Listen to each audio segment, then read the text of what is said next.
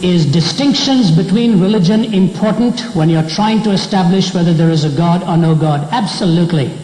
Absolutely. Because the fact of the matter is, any statement about the ultimate is a religious statement. And people sometimes erroneously assume that all religions are fundamentally the same and superficially different. My answer to them is no, no, no. They are fundamentally different, at points maybe superficially the same. Pantheism, theism, polytheism have fundamental different proponents of what they believe, and unless we are living in a madhouse, all of them cannot be correct. And I think it's important to know that sometimes we end up fighting over it when we ought to be able to try to understand and deal with it reasonably. I was debating a pantheistic scholar in an Eastern country last month, and he said, it's all a case of brotherhood. I said, I appreciate that, but what I'm trying to establish is why we see more hoods than brothers. You see, to try to learn to get along is very important.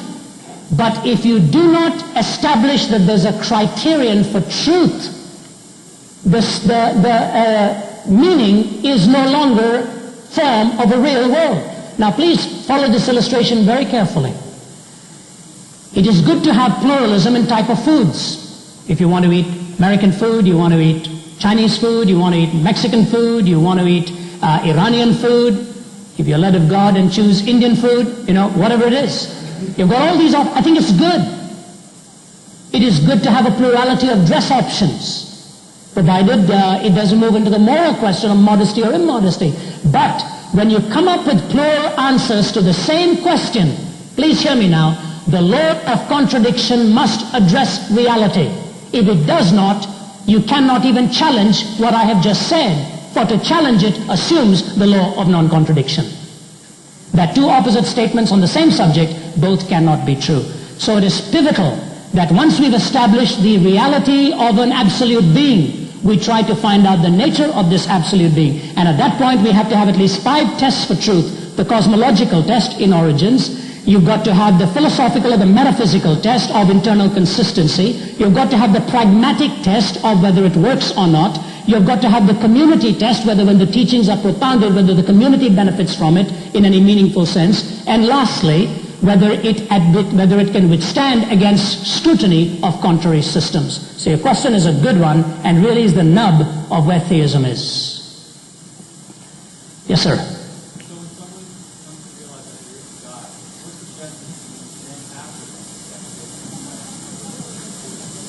When someone comes to the realization that there is a God, what suggestions do you have for them? Oh my, I'd love to take a whole evening on that. It will depend, sir, entirely upon who that person is. If, for example, I'm talking to my 7-year-old little boy who came to the conclusion last year when I was reading to him one of those stories of Jesus, and in his simple faith he said to me, Daddy, how do I get to know Jesus? And I prayed with him. But if on the other hand I'm speaking to a philosophical class and the philosopher says, hey, all right, you have taken me this far, I believe maybe theism has better sustaining strands than non-theism does. Now, what do I do from this? I would probably give to him as a first introduction, from my personal point of view, to examine the case for Christianity. I would do that. Now, he would say, what about other systems? And by all means, I would encourage him to do that. I came that road myself. Now, the fact of the matter is, for some people, they are more comfortable settling questions before they debate it. Other people, they're more comfortable debating it before settling it. And it is pivotal that the person works within his own mental framework. And my clue to them will be this, that ultimately your answer is not in abstractions, it will come in a relationship.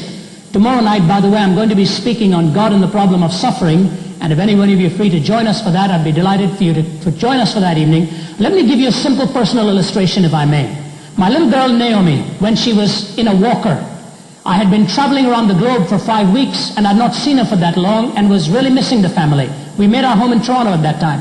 I arrived home, and she was in her walker, and I was so desperately hoping that she would recognize her daddy. And as I walked in, she stared at me, and I stared back.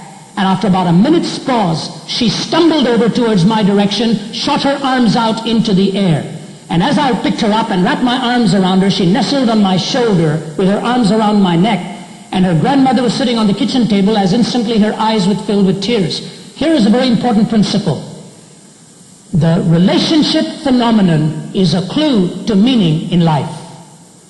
I remember speaking to the American boys in Vietnam who had been injured. 1971. The one thing they talked to me about whenever they knew I was coming back, give my mother a call, give my sister a call, give my dad a call, tell them I'm all right. Last year in Malaysia, 3 hardcore criminals who were on death row, all of them talking about their fiancé or their wife or their children. Relationships is what this world will ultimately be about. And Jesus Christ offers that personal relationship with God. So my answer to them would be, until you found that personal relationship, you will have no blueprint for horizontal relationships, because He is the one who provides the boundaries for how to relate to your fellow man. And I would introduce them to the case for Christianity, certainly in comparison with others, and why I believe that relationship with Christ is the ultimate goal. But it'll be imperative for me to ask them a few questions to find out where they are, so that I'm coming at them from their vantage point, not from mine. Yes, sir. Please say that. Where do you start? What? Where do we start when you want to search for the case of Christianity? Good question. And the fundamental starting point, sir, to me is honesty.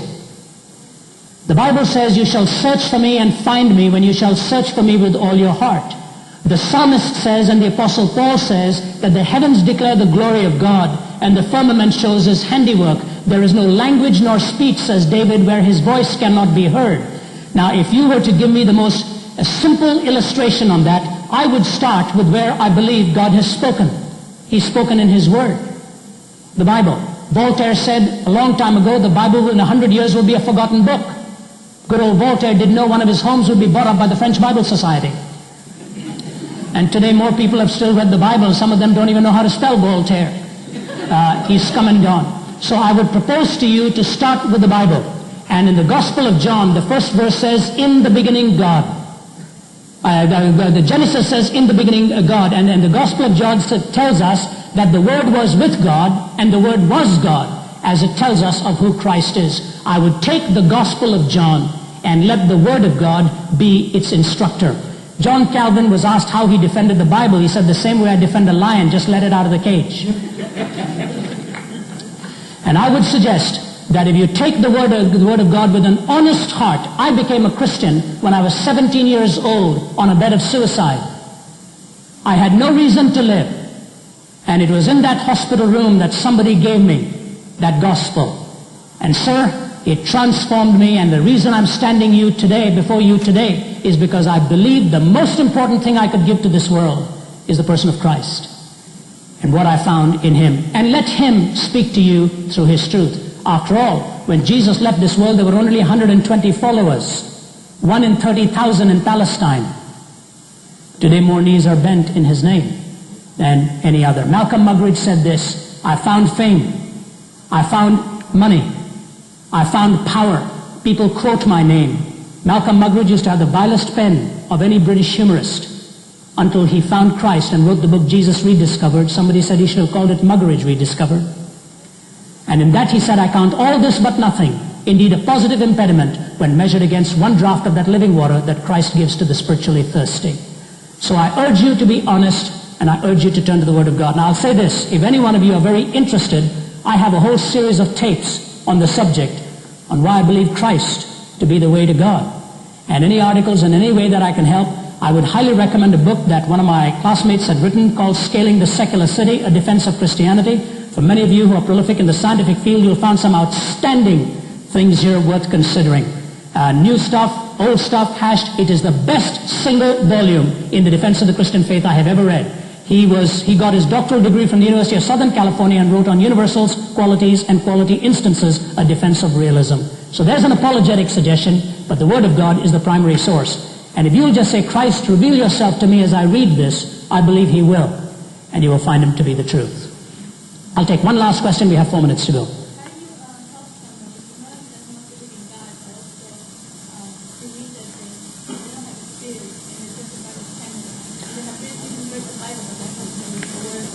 How do you convince somebody who doesn't even believe that they have a spirit, but believe they are only a bunch of chemicals put together, and therefore, even having read the Bible, have come to know conclusion and so on.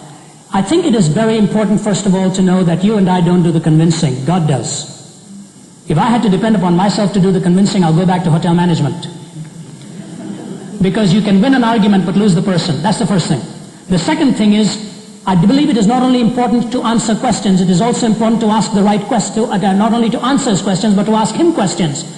9 times out of 10, when people came to Jesus, one man came and said, what must I do to attain eternal life? I think a modern day evangelist would have had a card in his pocket, got him to sign it, given him a pledge card so he can continue to send the donations, and everything would have been wrapped up. It would have become a member of his organization. Good master, what shall I do to attain eternal life? Jesus looks at him and says, why do you call me good? See, a question does 2 things. It forces the questioner to open up within his own assumptions. Number 1. Number 2, it determines the entry point of the discussion. More often, Jesus asked questions than gave answers. Keep questioning. For example, if he is a bunch of chemicals, can he make any moral statement? If you're purely the product of chemicals, can one make any meaningful statement of reality? Can it be any more than any other bunch of chemicals would speak of? The answer to that is a categoric no. At some point, even the relative ethicist says there's an abstraction out there that we don't know of that's got nothing to do with chemicals. C.S. Lewis was walking through the streets of London and a woman was saying, so what if there's a shortage of bread? In our house we only eat toast. See, how do you get toast without bread? And you talk long enough to a man who thinks he's a bunch of chemicals, he'll very quickly be talking about toast without bread. And I think the questions will do that. You've got to get back at 1 o'clock. If there's one more, I'll be glad to take it. Yes, sir. One of the ideas of the talk is absolute morality. But I was thinking if somebody do good things in this world, that he believes in God, he will be sent to hell after he dies. Now this seems to be a contradiction of the absolute morality. Okay. I think the question has to be pushed forward and forward. I would ask him how he found out what was good. How did he find out what was good? Hitler actually believed he was doing this world a favor. See, when you become autocratic in terms of your morality, there is no arbitrator between 2 opposite poles. Is there a difference between Mother Teresa and Adolf Hitler? Both of whom believe they're doing good in this world. Now, that's the first thing, all right? How does one arrive at good? There's a second question. In the Bible, when God talks about bringing them out of the land of Egypt, then he gave them the 10 commandments, then he gave them the tabernacle. I want you to hear this very carefully. You cannot be a righteous person until you're a redeemed person. And you cannot worship until you're redeemed and righteous. The biblical sequence is always in that way. There is no other sequence. Anybody who believes he is so good that he does not need the forgiveness of God, in the words of Alexander Pope, has snatched from his hand the balance and the rod, has rejudged his justice and become the God of God. So to talk about an absolute that must apply when it is self-defined is begging the question. By that I mean is circular. It says there is an absolute, but I'm going to define what the absolute is. Now let me give you a third point. If a person is genuinely seeking the good, not because he thinks it's good, but because he believes God has created this world with a moral order, I firmly believe that when the truth of Christ is presented to that person, he will accept it. If he rejects it, at that moment he is saying, the biblical description of that point would be, he chooses to reject the good that God has offered and define good in himself. So the first thing is, how does he define good? The second thing is that the Bible believes redemption has to precede goodness, and redemption and goodness is prior to worship. And the third thing is, if he's truly seeking after the truth, God will reveal himself to them. And if he rejects God at that point, then the Bible says he's really not a seeker after the good, but seeker after his own definition of life. It's been great being here. I hope I have the opportunity to come back. And if you're free to join us tonight and tomorrow night, we'd be delighted.